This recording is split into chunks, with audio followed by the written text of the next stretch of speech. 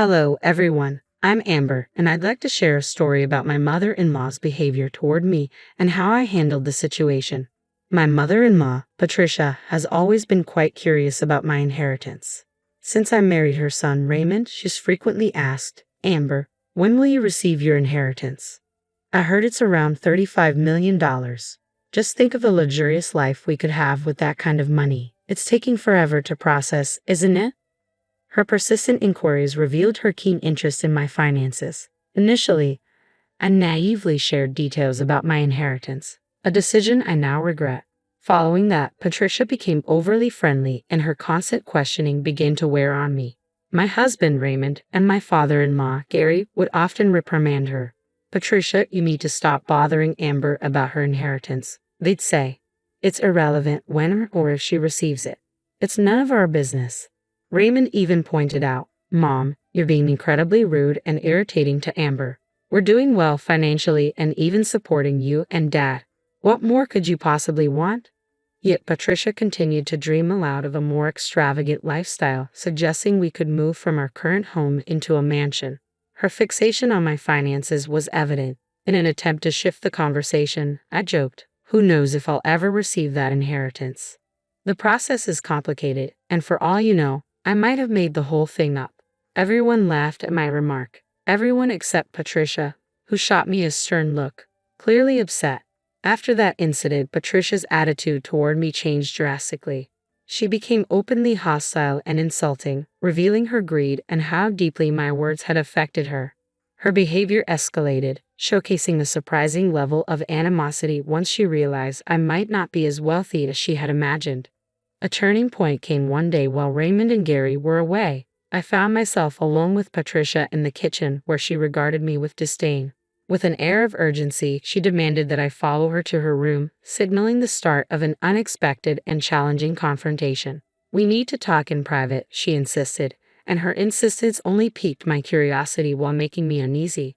A thought flickered through my mind, connecting her urgency to a potential postnuptial agreement. Though I wasn't entirely sure why that notion lingered, I was determined not to be left in the dark. I followed her into her room, and to my surprise, Patricia locked the door behind us. Gripping the keys tightly, she demanded, "Amber, you're staying in here until you sign these papers." I was taken aback, struggling to understand her motives and the severity of her actions. With an intensity that left me uneasy, Patricia explained that she wanted me to sign a postnuptial agreement prepared by a lawyer. This document was designed to ensure that I would have no financial claims against Raymond in the event of a divorce. I was stunned and couldn't fathom why she would assume that Raymond and I would ever part ways. Despite my protests and disbelief at her insinuations, Patricia remained unyielding, insisting that she had everything under control and implying that she would play a significant role in our future. Reluctantly, I began to read the document, curious about its stipulations and the extent of its demands. The agreement was strict, stating that in the event of a divorce, neither Raymond nor I would have any financial claims on each other, effectively denying alimony and any division of assets. This meant we could only retain what was individually in our names. The terms were shocking and ignited a wave of anger within me. I confronted Patricia, questioning the necessity and suddenness of such a document. We had never discussed any prenuptial or postnuptial agreement before, and her actions seemed to suggest deeper issues and intentions. This situation had escalated far beyond simple family dynamics, revealing a complex web of motives and potential conflicts. Patricia's true colors emerged as she confessed that she had initially welcomed me to the family under the assumption that I would inherit $35 million, which would eliminate the need for a prenuptial agreement for her son. Now, she accused me of lying and called me a gold digger, claiming I was a financial burden to Raymond.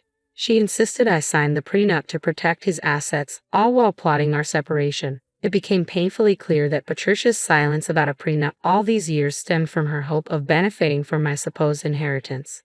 Upon discovering that the inheritance might be a mirage, she aimed to strip me of any future claims to Raymond's assets. Her manipulative plan was evident: to fabricate a narrative or create a scenario that would push Raymond toward divorce, favoring a wealthier match to secure a luxurious life for her family. Patricia's disdain was palpable as she insisted that Raymond deserved better than to marry someone without a significant inheritance, completely disregarding the love and bond we shared. Her vision was clouded by greed, seeing me only as an obstacle to her fanciful lifestyle. Her words, a mixture of fury and revelation, struck me deeply. I had always felt an underlying tension between Raymond, Gary, and Patricia, but her blatant greed and disregard for the sanctity of our marriage were shocking. This encounter revealed her willingness to sacrifice her son's happiness for material gain, a realization that only deepened my gratitude for having no inheritance to tie me to her expectations. Determined not to let Patricia's manipulations dictate my choices, I stood firm against signing the post-nuptial agreement she waved in front of me. If Raymond believed such an agreement was necessary, I insisted it should be a mutual decision made with proper legal counsel, not a unilateral demand from his mother. I was resolute, fully aware that she might try to keep me from leaving without acquiescing, but I was prepared to confront her, armed with the truth and the integrity of my relationship with Raymond. Patricia seemed to revel in the control she wielded over me, reminding me that Raymond and Gary wouldn't return from their fishing trip for a while. She leveraged my work responsibilities against me, knowing I was desperate to return to my duties. Frustrated, I demanded the keys, eager to escape her grasp. But then, she escalated the situation, painfully grabbing my hand and hurling cruel accusations at me, calling me a gold digger among other insults. My anxiety soared as her grip tightened and her screams filled the air, drowning out my boss's persistent calls for my return to work. Feeling trapped and overwhelmed by Patricia's intimidation and the pressure of my pending responsibilities, I reluctantly signed the document she presented, watching her satisfied smirk grow wider. As soon as she released me, I dashed from the room the moment she unlocked the door, locking myself in another room to find solace and safety. Once alone, I took a deep breath, trying to calm my racing heart and process what had just happened. I reached out to my boss and explained the ordeal with Patricia. She was incredibly understanding and supportive, appalled by Patricia's behavior. She kindly offered me the day off to recover from the distressing incident. Determined to document the physical evidence of Patricia's aggression, I photographed the bruises on my arm, stark reminders of how far she would go. As I reflected on her actions, my frustration and anger mounted. I knew she needed to face consequences for her behavior. Rather than disturbing Raymond and Gary while they were away, I decided to wait until they returned to address the incident in person. When they arrived the next day, cheerful from their trip, the atmosphere quickly shifted as they sensed the tension between Patricia and me. Raymond, sensing something was off, approached me for answers, but I asked for some time before going into detail. Seizing the moment, Patricia quickly engaged Raymond in conversation, presumably to discuss the prenup, oblivious to the confrontation that had occurred in their absence. We were on the brink of a revelation, each of us holding pieces of a story that had yet to unfold. Not long after, Patricia called for Raymond. He descended the stairs, visibly upset and frustrated, holding the controversial document in hand. "What's this all about, Dad? Did you know about these papers?" he demanded, referring to the post-nuptial agreement his mother had orchestrated. Gary, taken aback, genuinely knew nothing of the scheme. "What papers are you talking about, Raymond? What post-nup?" he asked, bewildered by the sudden tension. "It's a ridiculous post-nup Mom cooked up for Amber and me," Raymond explained, clearly finding the entire situation absurd and unjustifiable. Gary immediately clarified, "Raymond, I'm completely out of the loop here. I have no idea what this is about." His confusion and surprise were palpable as he turned his gaze toward Patricia, seeking an explanation. Cornered, Patricia defended her actions under the guise of protection. "I'm doing this for your own good, Raymond. Your wife isn't going to bring anything but trouble. She's just after your money," Patricia accused, labeling Amber a gold digger and insinuating she had fabricated a story about an inheritance to ensnare Raymond. Shocked by his mother's harsh words, Raymond struggled to comprehend her twisted logic. "What does Amber's inheritance have to do with us? How can you say such things, Mom?" he asked, his confusion evident. Patricia doubled down, painting the grim picture of Amber exploiting Raymond and leaving him financially drained after a divorce. She urged him to sign the post-nuptial agreement and consider seeking a more financially suitable partner, further inflaming the situation. This accusation ignited a fire in Raymond. He vehemently defended Amber, joined by Gary, marking a rare moment of unity against Patricia's manipulations. It was a turning point for me, witnessing Raymond stand up for our relationship and dispelling any fears about his loyalty. What they both didn't know was that the truth about my inheritance had come through the day before. a detail I hadn't shared amidst the chaos. As the argument subsided, Raymond's gaze met mine, filled with questions and concern. Amber, why did you agree to sign that post-nup? You should have waited for me. You know I'd never support such a thing. Why let Mom pressure you into this? His disappointment was evident, but it was mingled with a genuine desire to understand and rectify the situation together. I reassured Raymond, I never doubted you would request such a thing. You've always supported me unconditionally. I intended to discuss the post-nup with you, but I never got the chance. I explained how Patricia had trapped me in her room, her grip unyielding, until I reluctantly signed the document. My lack of choice was clear. I had been coerced into giving my signature. Raymond and Gary were visibly shocked by my account, especially since Patricia didn't even attempt to refute my claims. Instead, she appeared almost smug about her actions, which only fueled the outrage in my husband and father-in-law. Their disbelief quickly turned to anger as they noticed the marks on my arm. What have you done to Amber? How could you lay hands on my wife? This is assault, Raymond exclaimed, while Gary condemned Patricia's actions as madness. Patricia tried to justify her behavior by claiming she was protecting her son from being taken advantage of, insisting she acted out of maternal instinct. But Raymond countered her claims with disgust, emphasizing that his marriage to me had never been about financial gain. Still clinging to her delusions of a wealthier life, Patricia lamented Raymond's supposed promise to elevate their living standards. Patricia believed that marrying into wealth was the only way to achieve the life she desired. This assertion only deepened the divide, prompting Raymond and Gary to challenge her greed and her disregard for the values that truly mattered to them.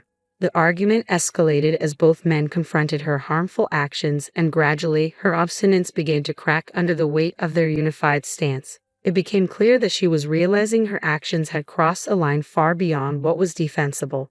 Cornered and recognizing that Gary and Raymond were not on her side, Patricia resorted to tears, attempting to sway them with an emotional outburst. She cried, claiming her actions were for the betterment of the family and insisting she deserved a better life for all her sacrifices, including providing them with a home. She portrayed herself as the victim wronged by those she had sheltered. Raymond responded with a reality check, reminding her that their living arrangement was mutually beneficial. He highlighted that he and I were the ones financially supporting the household, not the other way around. Fed up with her manipulative tactics, he declared that they would move out and cease all financial support, signaling a drastic change prompted by her actions. Gary, too, had reached his limit. Years of enduring Patricia's greed had worn him thin, especially now that she had resorted to aggression and manipulation against me. Offering a lifeline, he suggested that he could leave with us, disassociating himself from Patricia's toxic behavior and affirming his support, not for her actions, but for us, his family by choice. Unfazed, Patricia mocked our ability to survive without her, predicting a grim future for us living in substandard conditions. Her taunts were meant to belittle and undermine our decision, banking on the assumption of our financial instability. It was then that I chose to reveal the truth, countering her bleak predictions with confidence. Housing and supporting us won't be an issue, I calmly stated, challenging her narrative of financial doom. Still entrenched in her delusions, Patricia laughed off my assertion, labeling me a gold digger who was incapable of providing for Raymond and Gary without her. Her scorn was palpable, yet it was based on outdated information. I corrected Patricia's assumption. Far from the broke individual she had painted me to be, I was neither financially destitute nor a gold digger. My choice to remain silent about my financial status had been intentional, not a necessity, and it was time she understood the reality she had so grossly misjudged. In that moment, I revealed, actually, I'm quite well off thanks to the $35 million I have access to. While not all of it is liquid, there's more than enough to go around. The surprise in the room was palpable, especially for Patricia, who was clearly taken aback by this sudden shift in my financial narrative. Patricia, bewildered, challenged me, but you said there was no inheritance. You lied. I responded, a bit wearily, Patricia, your nagging was exhausting. I made a flippant remark about not having an inheritance without expecting it to unveil your true intentions. Honestly, I'm thankful for that joke now. It showed me who you really are. This revelation left Patricia scrambling, her mind racing for ways to mend our fractured relationship. She attempted to downplay her earlier hostility, laughing it off as she claimed, "Oh, Amber, you trickster. We could have avoided so much misunderstanding if only you had told us earlier." I countered firmly, "Really, Patricia? If I had clarified it was a joke, you wouldn't have pushed for that postnuptial agreement or tried to sabotage my marriage, would you?" Her attempts to retract her actions, claiming she had gotten carried away and admitting her rudeness while tearing up the postnuptial agreement, were too little, too late. "Patricia, it's clear now that you shouldn't concern yourself with my inheritance. Our relationship can't be mended so easily. If Raymond is still on board with moving out and cutting ties, I fully support that decision." This moment marked a turning point for me, emphasizing my independence and readiness to move forward without the strain of Patricia's manipulative tactics. I prioritized my well-being and my relationship with Raymond over any financial entanglement with her. Raymond made it clear, "We're moving out, Amber. My mother's greed knows no bounds, and I refuse to let her exploit you any further. We'll leave by the end of the month, and Dad's coming with us." This decision was unanimous. Raymond and I had already begun house hunting and found the perfect place an hour away. Securing a house and planning a move within a month might seem daunting, but our financial stability made the process smooth and efficient. Gary decided to join us, ready to step into a new chapter of his life as he initiated divorce proceedings against Patricia. His decision came independently, driven by the events that had unfolded, and he filed for divorce within the same month we planned to move. Desperate and cornered, Patricia pleaded with us to reconsider, trying to elicit sympathy through tears and apologies. However, her financial predicament only compounded her woes.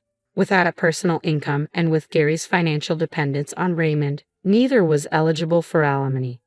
Ironically, Gary was entitled to half of Patricia's house, as it was acquired during their marriage, leading to the very outcome she had feared and tried to avoid by meddling in our finances. She would have to sell her home. The divorce process dragged on for a year, marked by mandatory separation periods and Patricia's visible distress over her dwindling finances. She was forced to expedite the sale of her house for survival.